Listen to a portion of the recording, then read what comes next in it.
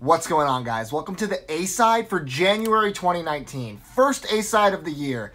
I missed you guys. I know there wasn't one in December, but this year there's a lot of good stuff happening to this channel, as you guys know. So I'll be updating you about the TMR Fest during these A-side segments and B-side segments until March, as well as, of course, talking about the records that are coming in and the records that are coming out that I'm looking forward to. So stick around to hear what's coming out in January.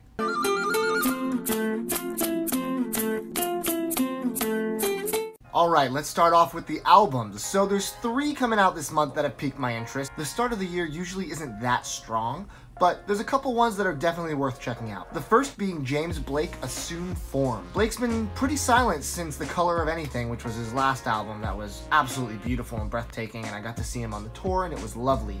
This new album supposedly has a feature from Andre 3000 of Outkast. Now, if you know hip-hop and you know music, you know Andre 3000 is one of the best MCs and musicians probably of all time. So very excited to see what him and James Blake are going to cook up together. I know James Blake did piano on one of 3 Stacks songs a year or 2 ago, and it was very good and beautiful, but I'm hoping that we get maybe some rapping Andre. I don't know. This album has a lot of mystery surrounding it. The rollout's been kind of interesting with some leaks and then some billboards popping up in the UK and I believe in New York. So we'll see if it actually comes out this month, but if it does, I can guarantee it's going to be one worth listening to. Little People, Landloper.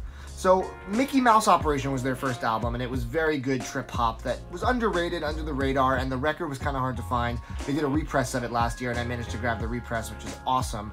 Definitely recommend checking that out. Landloper is their follow-up album. I don't know what to expect, but these guys are pretty great if you're into kind of like trip-hoppy type music.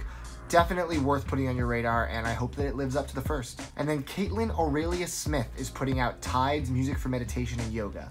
She is one of my favorite experimental electronic musicians. I knew her last album, which was quite good, and then she was on the Metaphonics box set that Temporary Resonance Limited put out last year. She's terrific, and I really like almost everything she's done thus far. Music for meditation and yoga sounds like it's going to be very chilled out, ambient kind of beats, and I like that, as you guys know. So I'm looking forward to seeing what this album is. I know there is a vinyl pressing. I'll probably listen to it first, and then if it's good, I'll grab it. Alright, for news, let's talk TMR Fest. Obviously, that's what you guys want to know about. If you don't know, if this is your first video you're ever seeing of this channel, first of all, welcome. Second of all, I am doing a huge event in March. It's called TMR Fest, or Too Many Records Fest. It's going to be in Los Angeles, California. I have a video announcing it, which I'll link in the description. If you haven't checked that out, I definitely recommend you do. Basically, I'm going to be selling over 1,000 of my own records and having bands play. You guys will have a chance to hang out, meet me, we can talk about music, and there's probably going to be events surrounding it in LA. So if you're in the area, definitely make the drive. But if you're not, you should probably make the flight.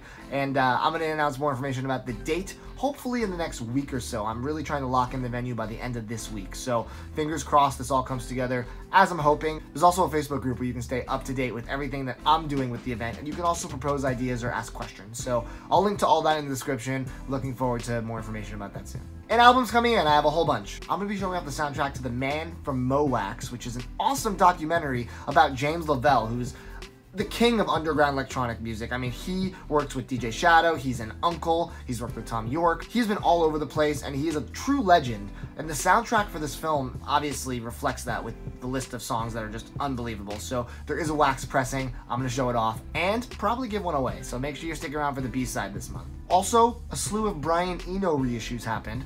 I have a few of them coming in, and hopefully if they arrive by the end of this month, I can tell you if they're worth your hard-earned dollars.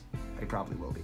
I should be getting in the Maine, Can't Stop, Won't Stop. The Maine is a great pop-punk kind of emo rock band, and this is their first album that was finally put on vinyl. I managed to snag the most limited edition, so I look forward to showing that off to you guys and reliving some of those early emo days. Finally, a Grail has been checked off my list. It hasn't arrived yet, but I am counting down the days. I managed to track down a reasonable price of Ulrich Schnauss's A Strangely Isolated Place. This album is an inspiration for Tycho, who obviously, as you know, is one of my favorite electronic music groups, and it's just an absolutely stellar album. It is probably my favorite Ulrich Schnauss album, and he is a true legend too, working with members of Tangerine Dream, and pretty much anyone in the electronic downtempo scene either admires him, has worked with him, or wants to work with him. So really excited to find this out-of-print record for a good price, and I hope I can show it off, and it sounds great when I get it in.